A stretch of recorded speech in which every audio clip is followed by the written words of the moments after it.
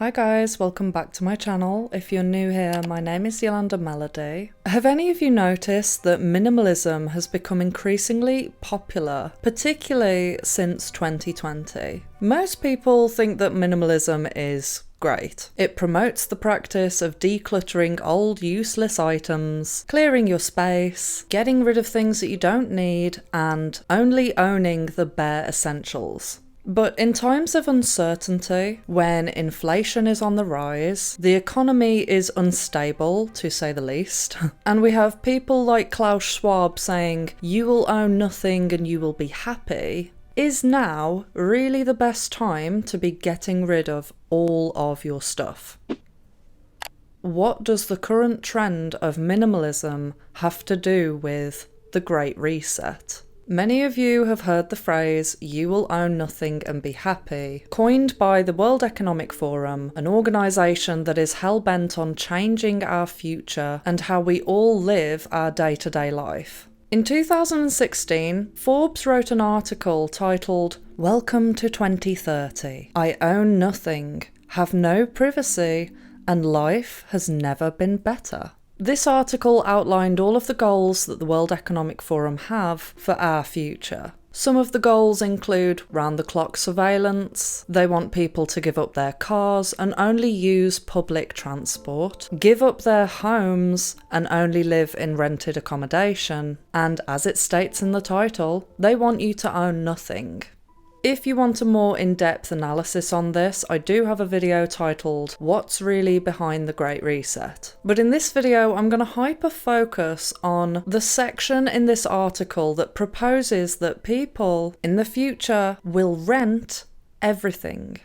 Pay close attention to this because I believe this is heavily linked with why everyone is being encouraged to get rid of their belongings and adopt minimalism. Now, before I go on, I just want to make a clarification. If you look at my room and my aesthetic in general, a lot of people would label it sterile.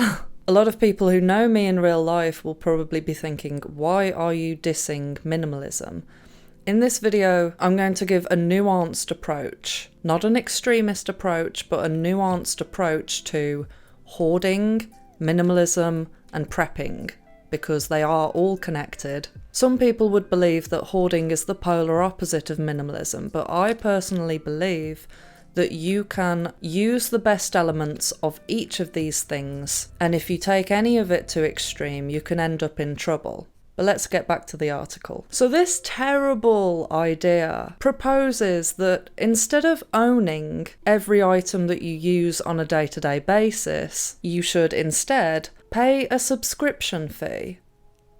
To prove this is not an exaggeration, I'm just going to read a little part of this article. It says here, "Once in a while, I will choose to cook for myself. The necessary kitchen equipment is delivered at my door within minutes. Since transport became free, we stopped having all those things stuffed into our home. Why keep a pasta maker and a crepe cooker crammed into our cupboards? We can just order them when we need them. Shopping?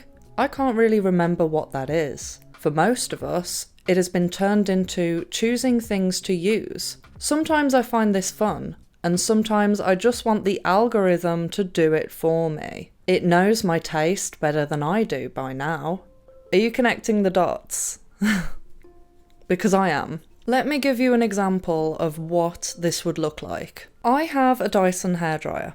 Right? This hairdryer cost me over £300 when I bought it retail. I know most people will be thinking, wow, you're crazy. Evidently, my hair is very important to me. I do agree that it is the most ridiculous price for a hairdryer, but at the end of the day, I bought it when I had the means to buy it. I would class this as a luxury item that at this moment in time, I could not justify buying this hairdryer now, but I'm very glad that I bought it at a time when I could afford to do so. And now, regardless of my income, I'm still able to use that hairdryer and it doesn't cost me any money.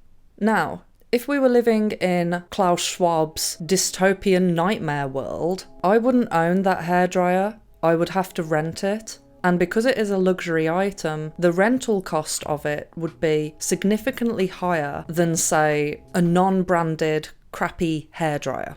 So therefore, everyone would be limited to the quality of the products that they'd be able to use, depending on their current income.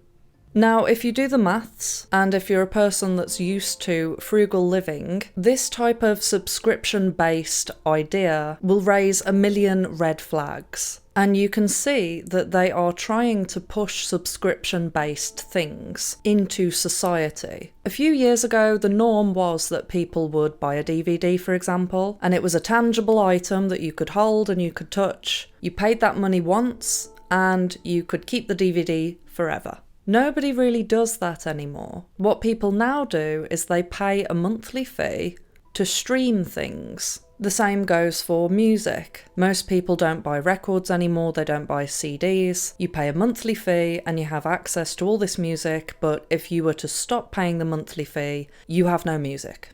If you think about it, it's kind of worse than finance, because at least with finance deals, there's supposed to be an end goal where you will actually own the thing. But with subscription, it just goes on forever.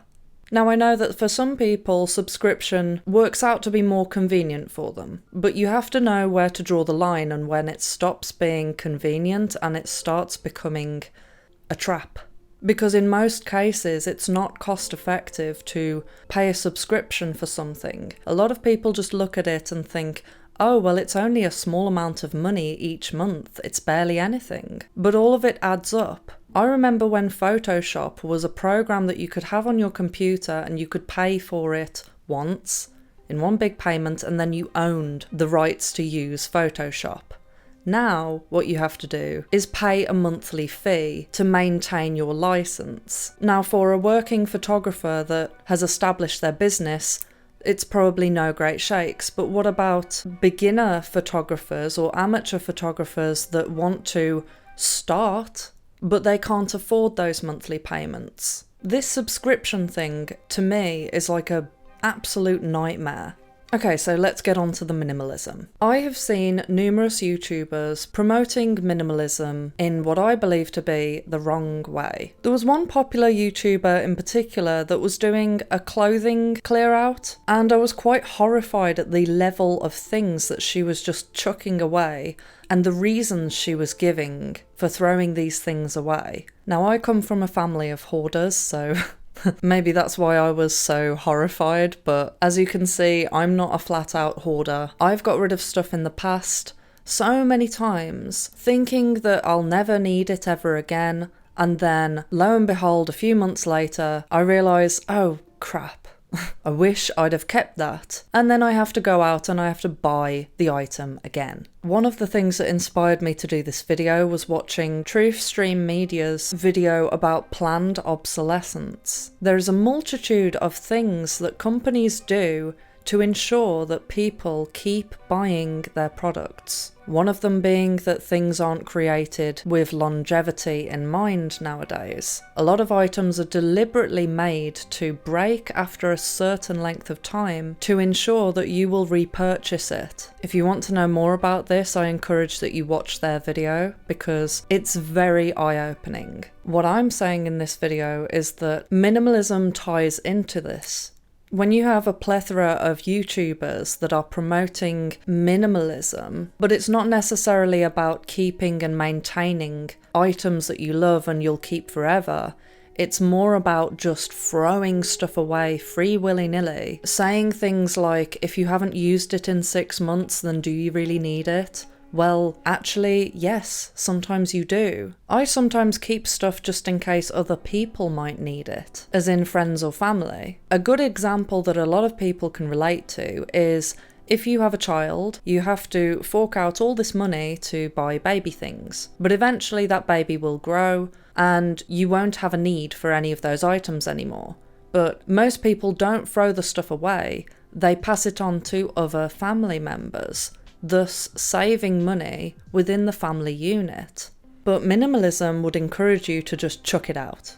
Just chuck it all out. And I personally think that it's a trap. When you hear the phrase, you will own nothing and be happy, when you adopt minimalism, you are getting closer to that goal.